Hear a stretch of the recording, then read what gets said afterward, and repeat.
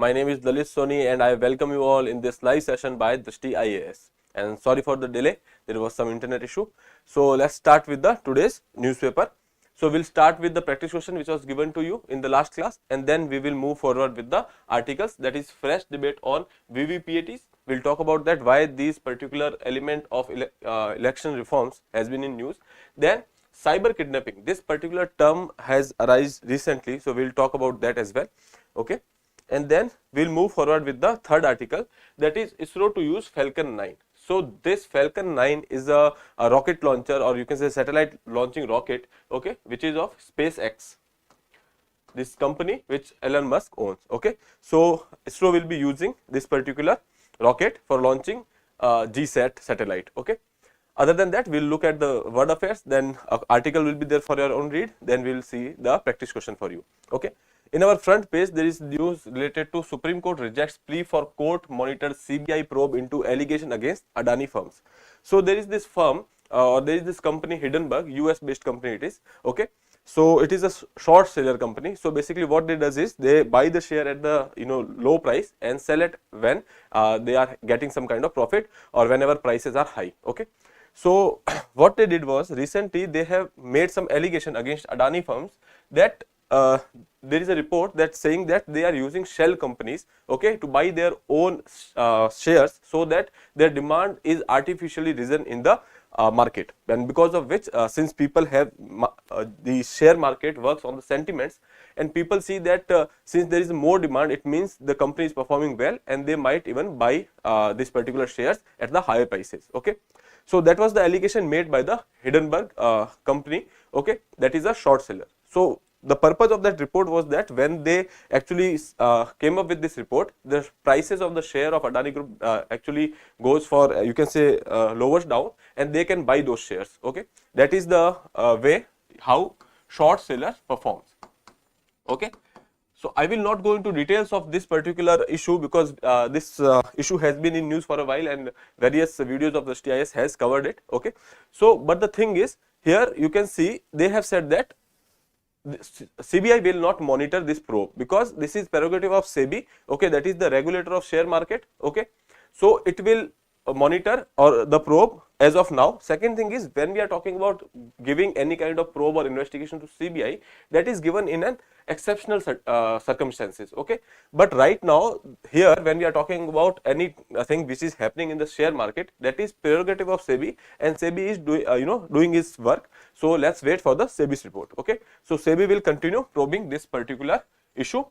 Okay, and now let's see the other article, that is Tiger Jinda Hai, big cats return brings hope in the Bengal Tiger Reserve. So this Buxa Tiger Reserve did not have any kind of tiger for a long while, and in last time it was spotted in 2021, and now we have spotted it again. Okay, so that is why it was in news.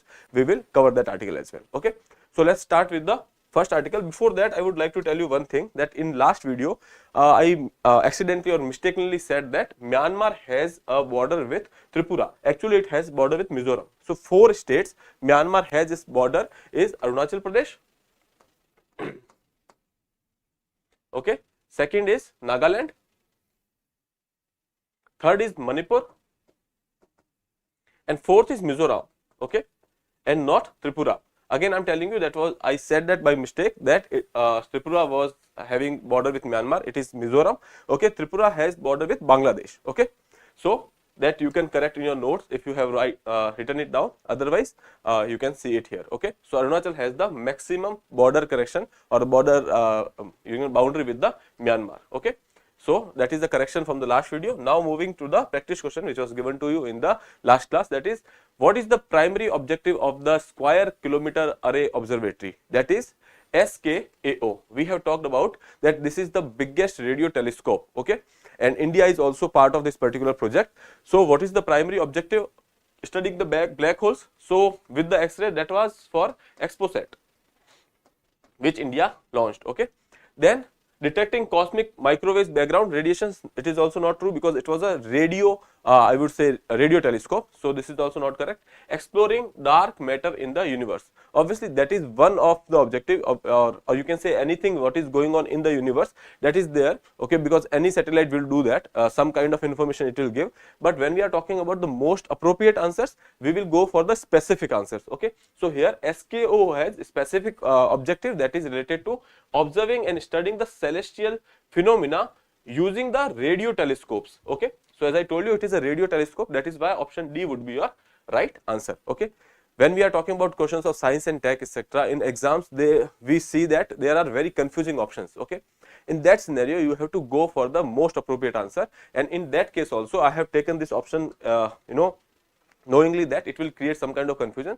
That is why I told you, with the most appropriate answer we have to go, and SKO is a radio telescope observatory, okay. So option D would be your right answer. So let's start with the first article, that is VVPAT and the fresh debate over them. So basically this VVPATs are voter verifiable paper audit trail, okay. So when you are going on a booth for your casting your vote, when you are putting some kind of you are putting effort on the button on EVM, and then you will get a slip, okay. That slip is coming out of that VVPAT machine, okay. So job is that whatever vote you have casted in EVM has reflected same in the VVPAT, okay. So this is to verify that whatever vote you have casted and vote is casted to the same candidate only, okay. So now what is the debate behind it? So opposition etc. are saying that we should give you can say appointment by the ECIs, so election commissioners etc., so that they can talk about this particular issue and they can talk about the effectivity of the VVPATs, okay. Right now there are some methods wherein we go for the sampling of this EVM, wherein some VVPATs are actually monitored, and then it is seen that if they are giving the accurate result or not, okay. So regarding that we are talking in this particular article, okay. A team of India bloc, that is opposition bloc right now, okay, leaders to be provided an opportunity to meet election commissioner to put forward their views on VVPATs, okay. So they are asking election commission or the chief election commissioner to give appointment for that and taken their views on the VVPAT, and they have called for 100% verification of VVPAT slips. Now they are saying that 100% verification should be there. Whenever you are casting a vote, there should be a VVPAT attached to it, slip attached to it, and that should be verified, okay. So now that will actually increase the use of resources, it will increase the cost, it will increase the time taken by election processes, okay. So now let's see what are VVPATs. As I told you, these are voter verifiable paper audit trail machines, okay. They are attached to the ballot unit of the EVM, okay. As I told you, it will be attached to the EVM, and when you cast vote, it will reflect in the slip, okay. It print out the slip of paper with a voter's choice indicated on it behind the glass, okay, or behind the curtains wherever there are this voting is happening, okay. And now this printed slip is visible only for the 7 seconds, so that voter can see it, and that ink would be removed over there, or you can say it is a invisible ink, you will be watching it for the 7 seconds and it will erase automatically, okay. Why it is done? Because so that there will be a confidentiality of vote, okay. So that is why it is visible only for 7 seconds. The idea of VVPAT machine emerged in 2010, and then there are various in the form of a election reform, wherein it is said that it is a way to make polling process more transparent, okay. So that is why idea was mooted in 2010, and it was first time used in Nagaland Noksen Assembly constituency, okay. So it was first time used in Nagaland in Noksen Assembly constituency in 2013, okay. And 2019 Lok Sabha elections become the first election to use VVPATs at 100% of the constituencies, okay. So that is an important fact, that in 2019 we have gone for the 100% of the EVM having attachment with the VVPATs, and it was first used in the 2013 assembly elections of Nagaland in Noksen constituency, okay. So that is what VVPATs are. And what percentage of VVPAT slips are counted at present? When we are talking about current situation, what are the percentage which we are counting right now? So basically in 2018, Election Commission mandated that randomly they will select polling station, and per polling station one this particular VVPAT slip will be or VVPAT station would be verified. Okay. So in 2018, ECI mandated the counting of VVPAT slips of one randomly selected polling station per constituency assembly. Okay. So whenever there are elections per constituency, they will select one VVPAT and they will check the you can say efficiency of that VVPAT. Okay. After that, Supreme Court judgment came, and that Supreme Court judgment said that 5 polling stations per assembly seat. Okay. For one assembly seat, 5 polling stations should be checked for the VVPATs. So currently we are going for the this 5 VVPATs per assembly seat. Okay. But the thing is, now there is this institution that has said that Indian Statistic Institution, they said that there should be randomly a sample of 479 EVMs that should be basically verified by this particular process. Okay. So now ECI is saying that this particular body is suggesting 479, and right now when we are talking about 5 EVMs to be checked or 5 VVPAT machines to be checked per constituency or seat or per assembly seat. Okay. So that is why Election Commission is saying that there is a contrast between these two, this recommendation and the Supreme Court judgment. Okay. So let's see how it is that. So Election Commission of India told Supreme Court that 5 randomly selected polling stations per assembly seat are like, we are having some 4,000 total assembly seats. Okay. So if there are 4,000 total assembly seats, and for every assembly seat we are selecting 5 VVPATs, so there are nearly 20,000 VVPATs which we are going for the checking or the monitoring the efficiencies. Okay. But the ISI is basically recommending only less than 500 EVMs. Okay. So there is a huge contravention, or you can say contrast, between the number which is suggested by the ICI and which is suggested by the Supreme Court judgment. Okay. So now that is why ECI is saying that we can go for the reduction of that number. Okay. That is one thing. And then there are opposition which are saying that you should go for the 100% of the verification. Okay. So now ECI is saying that if you are going for the 100% of the verification, that would be nearly as same as the casting vote in like 1993 or 1991. Okay. Because at that particular point of time we used to cast vote on a paper ballot. Okay. So there was a manual counting for each vote. Okay. And now if you are going for this particular process, so ultimately you are manually counting those VVPAT slips. Okay. Because of which there will be a huge resources which would be required. Then there will be a time, it will be a time taking process. So that is why Election Commission is not in favor of that. Okay. So they are saying that pressing for 100% verification is a regressive thought, going back to the days of manual voting using ballot system. Okay. It will take time, and there is a potential of human error, because now you are till now the machines are doing the job. Okay. So human error is minimal over there. And if you are going for the manual voting or manual actually counting of VVPATs, there will be human errors. Okay. So ultimately it will make the process more complex than simple. Okay. So that is why VVPATs has been in use. Right now we are going for randomly selecting 5 VVPATs from 5 randomly selected polling stations per assembly seats. Okay. For every assembly seat we are checking 5 VVPAT machines attached to the EVMs. Okay. So that is what about VVPATs are. VVPATs are basically your voter verifiable paper audit trial. There are chances that they might not go into details or they might not go such and ask such questions in exam, but you should have an idea about the debate which is going on in the public sphere. Okay. So now moving further, this fact here is important, that what is this VVPAT and when it was first mooted, idea was mooted, when it was first used, and then which election it was completely used for 100% of the EVMs. Okay. So that we have discussed. So this paragraph would be important for you. You can mark it important or you can add it to your notes.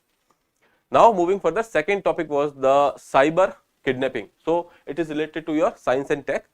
Now when we know that there are emerging technology, advanced technologies in the science and tech, and we have come up with the artificial intelligence which is generative in nature.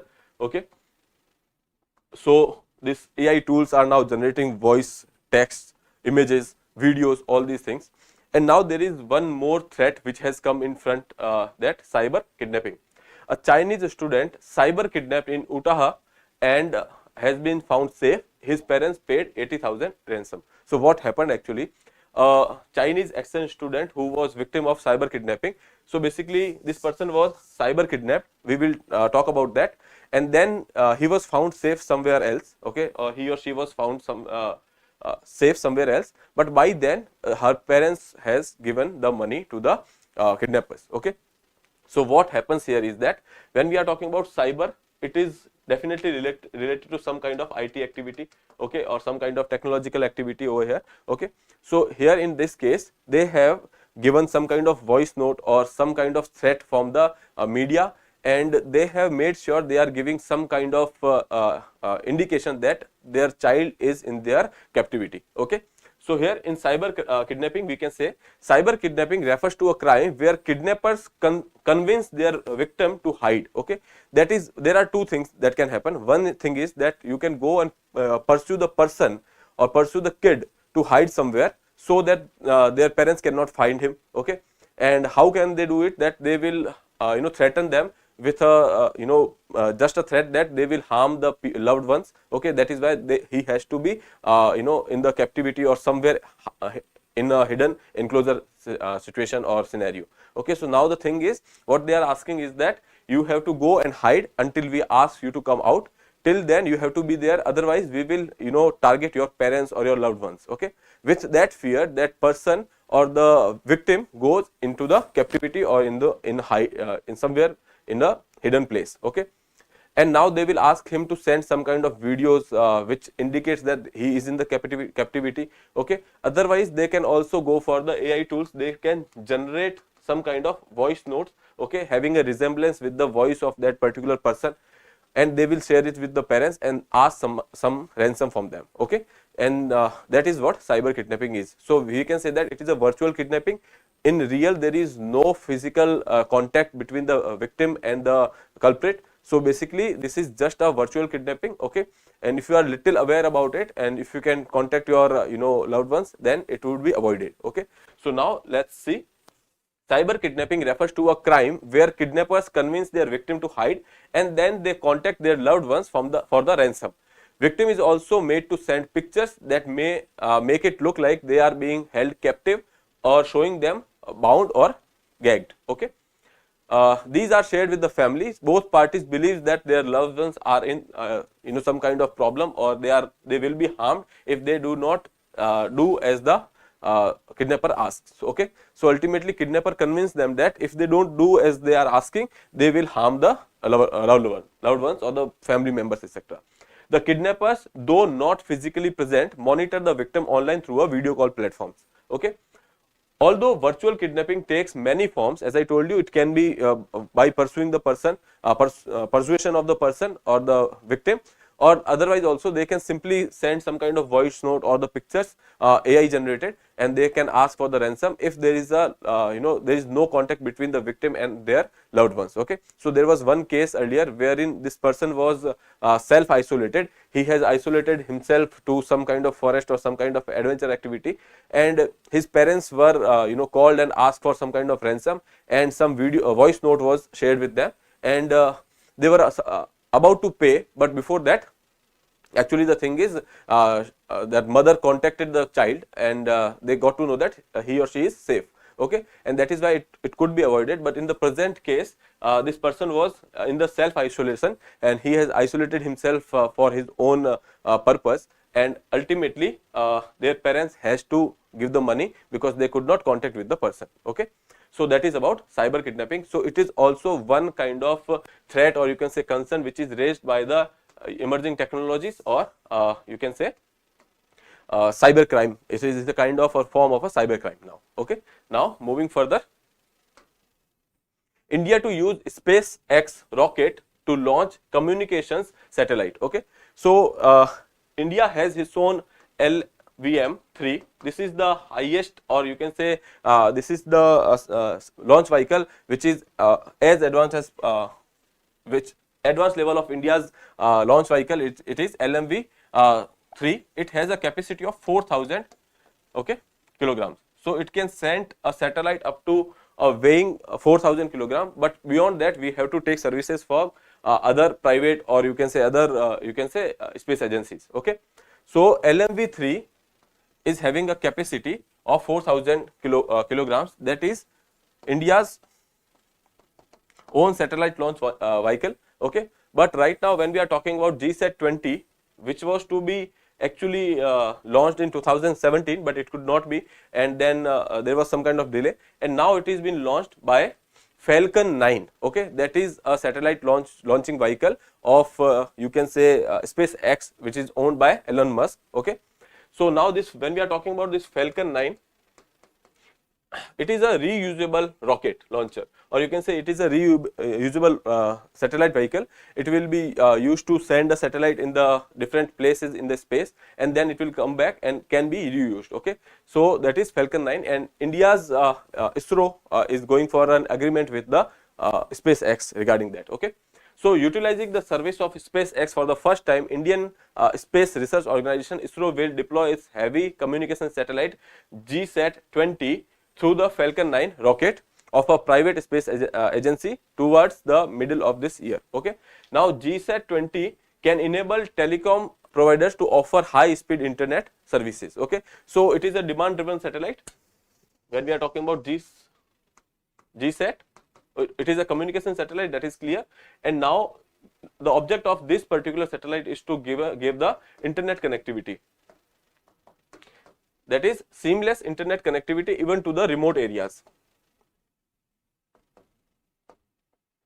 Okay, and before that there was this GSAT-24, which was launched last year. Okay, it has a capacity which was its whole capacity was bought by Tata Play.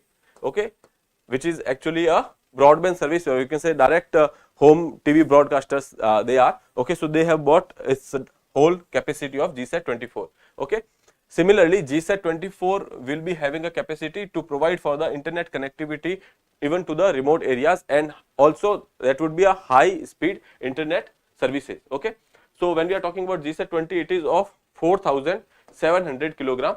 Okay, since India only has a capacity to launch a satellite nearly about 4,000 kilos. Okay, that is why we are going for this particular agreement with the SpaceX, and we are using their Falcon 9 launch vehicle. Okay, so ISRO's most powerful rocket, that is LMV3, for its heavier, that is having a capacity of 4,000, and now since, as I told you, it is 4,700, we are going for the agreement with the SpaceX, and now this agreement which will be signed by the New Space India Limited from ISRO side. So you can say that this New Space India Limited is a commercial arm of ISRO. Okay, like another is Antariksh. Okay, so you have to remember these two names, that is NSIL, New India Space Limited, and second is Antariksh. Okay, so these are two commercial arms of the ISRO, and with that SpaceX we are going to sign an agreement, and that will be signed by NSIL on behalf of ISRO. Okay, so we have discussed all these things, and GSAT-20 would plug high speed internet connectivity gaps in the rural and the remote parts of the country, enabling in flight internet services as well. Okay, so one thing was internet connectivity to the remote areas, second to the services will be provided in the in-flight services will be also be provided. Right now when we are going into a flight, we are going for the flight mode, and we are not using internet inside the flight because some kind of interference might be there, but now in-flight services might also be provided by this particular satellite. Okay, it was supposed to be launched in 2018, sorry I might have said 2017, so it was supposed to be launched in 2018 and then in 2020, but it could not happen, and now we are launching it in 2024. Okay, we have talked about GSAT-20 and we have also talked about GSAT-24. Okay, so that is about this particular article. You have to remember that NSIL is going with forward with an agreement with SpaceX regarding the Falcon 9 services with respect to GSAT-20. Okay, now there is the article related to your environment and ecology, that is Tiger Jinda Hai, big cats to return brings hope in the Bengal Tiger Reserve. So Buxa Tiger Reserve has this issue was that there was no tiger population in that particular tiger reserve. Okay, so last time it was spotted in 2021, and now they have spotted one more tiger, okay, in this particular area, and now there are speculations that tigers are coming back to this area because their prey base has been increased here, human interference has decreased here, okay, and the grassland area has been increasing. Okay, so that is why this habitat is becoming more, you can say, habitable for these tigers. That is why they are coming back. Okay, fleeting glimpse of tiger gave way to disappointment in West Bengal's Buxa National Park, as big cats were not to be seen again. Okay, so 2 years ago that was the situation when in last time in 2021 there was this tiger, and then she could not be found again, and now in 2024 you can say we have again 2023 December we have again had some kind of sight of this tiger 2 times, okay, in once in the day and one in the night. Okay, so an early new year gift, as one of the camera traps the national parks traps in the national park captured a tiger crossing a dry riverbed. Okay, the previous sighting was on 2021, was after 23 years of big cat going missing from the tiger reserve. So after 23 years that was sighted in 2021, and after 2 years now they have sighted one more tiger. Okay, so there was this tiger reintroduction program that was also happening in this particular area. Okay, now hopeful that tiger has returned for good could follow is relocation of the villagers from the inside of the core area. So since it has been 23 years and the villagers has been settling in this particular area, now they will be relocated outside the core area, because since when the tiger will return to the forest, there would be a need to protect the lives of these communities which are living here, as well as to avoid the man tiger conflicts. Okay, so it has increased because of the prey base has been increasing, expansion of the grassland, and controlling human interactions in the potential in the area are the potential reasons to bring back the tigers here. Okay, the Buxa Tiger Reserve and the national park covers 760 kilometers of the area. North Bengal's Alipurduar district. It is northern boundary running along the Bhutan National Tiger Reserve. National Tiger Conservation Authority said that the corridor connectivity across the border with the forest of Bhutan in the north, and Kochugao and the Manas Tiger Reserve and Jalpadara, they are talking about the boundary, or they are talking about the location, which we will see in the map in the next slide. Okay, and now they are saying that Buxa, the tiger population is coming back here because of the increase in the tiger population in the Assam's Manas Tiger Reserve. Okay, they are saying that there are corridors from the Manas and from Bhutan. So since there is an increase in the population and tigers have this tendency to move, okay, so since they are finding this prey base here, they are moving back to this particular area. Okay, since there is an increase in the population in the areas of Manas Tiger Reserve or in Bhutan, and because of which tigers are moving towards this particular area of Buxa Tiger Reserve. Okay, so that is been talked about here, and other than that, these reasons are cited that prey base has increased, area under grassland has increased, and the human interaction has been reduced. Okay, so that is about this article. When we are talking about the location of Buxa, you can see that Buxa Wildlife Sanctuary or the Tiger Reserve, it is located in West Bengal, Alipurduar district. Okay, so that is the location of it. You can see this is the boundary of Bhutan. Okay, so one side in the northern side we have Bhutan, and Bhutan also have this you can say forest area there along the boundary, and then this side we have Assam. Okay, so Assam has this Manas Tiger Reserve, okay, and which is also having a corridor connectivity with the Buxa. So basically tigers are moving from that area to you can say Buxa Wildlife Sanctuary or Buxa Tiger Reserve. Okay, and then one more thing here is that there is this river Kaljani river. Okay, so that is also important because they have mentioned the name of this river in the article, so that river becomes important. So now it is your job to go and see this river is tributary of which river, what is the catchment area around it. Okay, and we have seen all these things. Here you can see Buxa Tiger Reserve alongside one more, this is the Kalijani river. Okay, so that is about the location of Buxa Tiger Reserve and the Wildlife Sanctuary. Okay, district is Alipurduar in West Bengal. When we were talking about this population of tigers, and now you know that there is a cheetah reintroduction program in Kuno. Okay, so nearly 20-21 cheetahs has been relocated from South Africa and Namibia to India. There were 20 cheetahs, 8 from Namibia and 12 from South Africa, which we have discussed already. They have been relocated to Kuno National Park in Madhya Pradesh. So this would be important, that Kuno National Park, it is in Madhya Pradesh. Okay, so that location is important. Other than that, this article was there because the Asha, see, she is a tiger, and she has given birth to 3 cubs. Okay, so there is this hope that the population will increase. Recently there was news related to some kind of infection over there and death of tigers, okay, or cheetahs. So that is why this Kuno National Park would be important for you. So location of Kuno and the number of tigers which has been relocated from South Africa and Namibia would be important for you. That is why this infographic becomes important. Okay, as per se this news is not important, this particular thing is important, that there is this cheetah reintroduction program for which Kuno was actually selected. Other than that, there were some potential sites in Rajasthan as well, but they have chosen Kuno in the Madhya Pradesh. Now moving further, in the world affairs, quad grouping like 4 sons of Dashrath, Jaishankar says. So there is this second book of S. Jaishankar, which is launched, okay, on the launching ceremony. He has talked about what he has discussed in the book, and he has compared the quad members, okay, quad members with the 4 sons of Dashrath. He has said that these 4 countries has different, you can say, interest, or you can say different qualities, okay, assets, like the 4 sons of Dashrath, and when they came together they became so strong and all the works has been done. Okay, so recently when we are talking about Quad Forum, they are saying that all the problems of this particular region,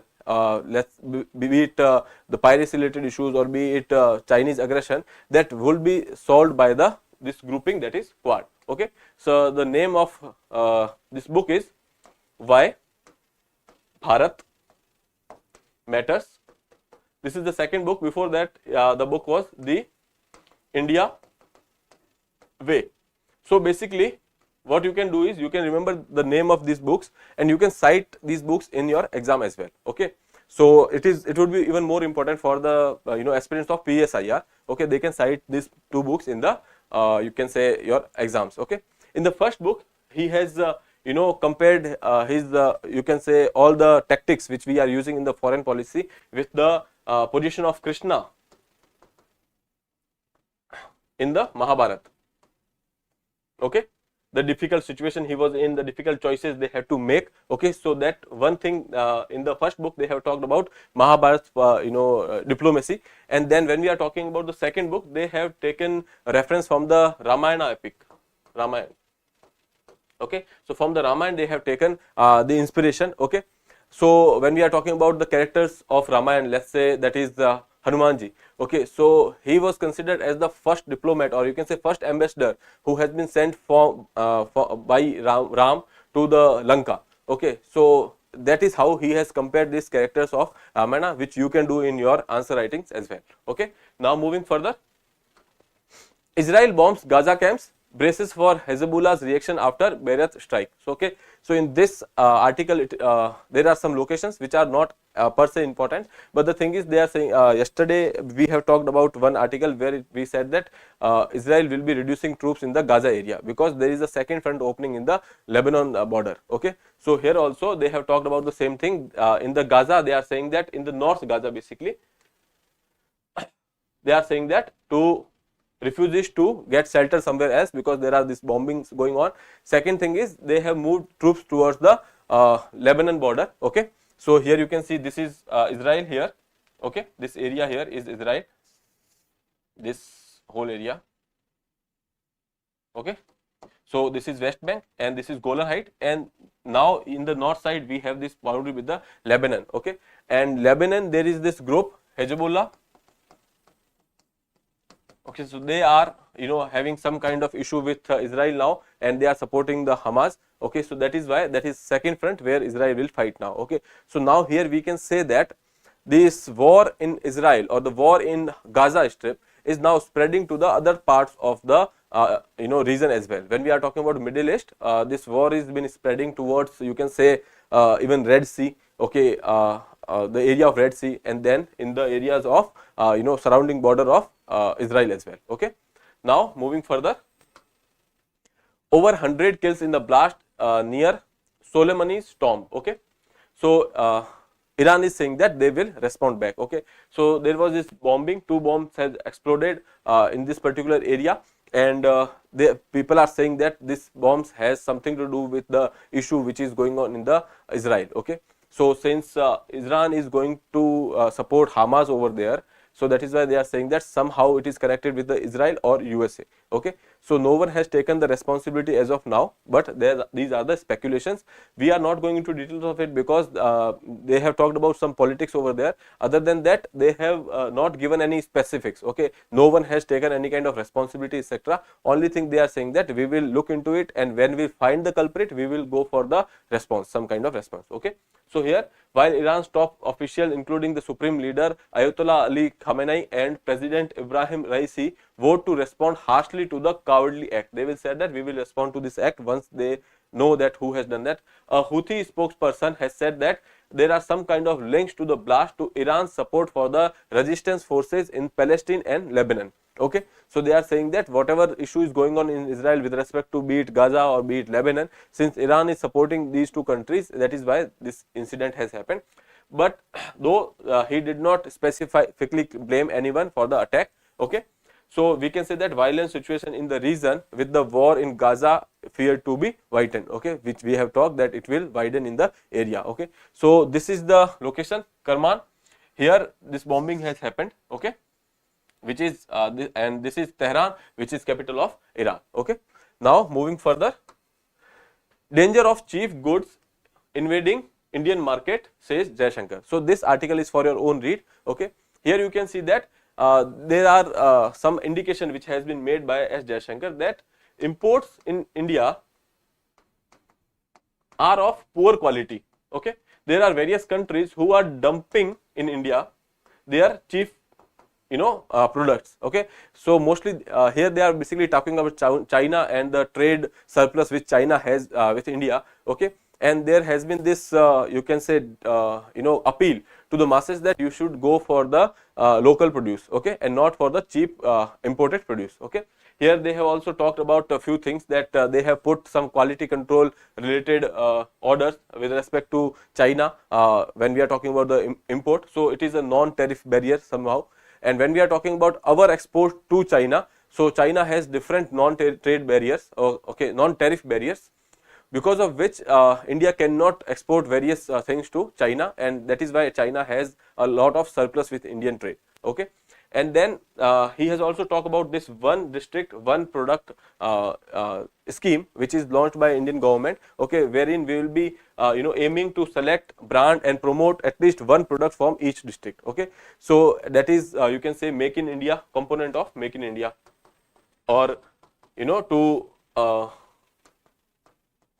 promote Make in India. Okay, other than that, Piyush Goyal has also said that we are not against any kind of imports, but we are against the cheap imports.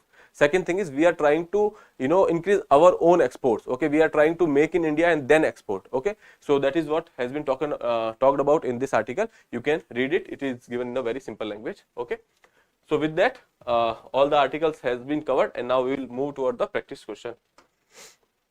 What animal species was reintroduced in Kuno National Park as a conservation effort? Okay, options are A. Bengal tiger, B. cheetah, C. Indian rhino, D. snow leopards. Okay, so you can attempt this question and answer in the comment box. And for your mains practice, the question would be, what are some primary factors that has contributed to the rising conflict across the Middle East in recent years? Okay, so when we are talking about Middle East region, we are mostly talking about this areas of Israel and Red Sea area, all these things. Okay, so what are the conflict or the reasons behind this conflict that you can go for? This Israel-Palestine issue, and then there is issues related to the rebels in the countries like Yemen. We have Houthi rebels. In Lebanon, we have Hezbollah, and then Syria, etc. are already in crisis. And when we are talking about countries like Iran, they have issues with Iran, Iraq. They have issues with USA. Okay, and then on the Palestine issue, these Arab countries are also divided somehow. So that is why there is this conflicts has been rising in this area. You can go with all these things and then discuss the interconnected elements. As I told you, how these things are interconnected, as we has seen recently that this war in Gaza has been spreading across borders now. Okay, Lebanon has entered into war, that this Houthi rebels has entered into war, Iran is supporting them, Saudi Arabia is not going for any kind of operation with USA in the Red Sea area. All these things are interconnected with one another. So you can talk about that as well, how these are affecting the economies. You can take world trade and the interconnectedness of the region. All these things aspect you can talk in this particular element, and that have fueled this ongoing turmoil, citing the specific examples. Okay, so when we are talking about this Israel or Syria, Lebanon, Houthis, Hamas, all these things are specific examples. Okay, so you can mention all these things in your answer. With that, I would like to wrap up the session. I will see you tomorrow. Till then, have a good day. Thank you.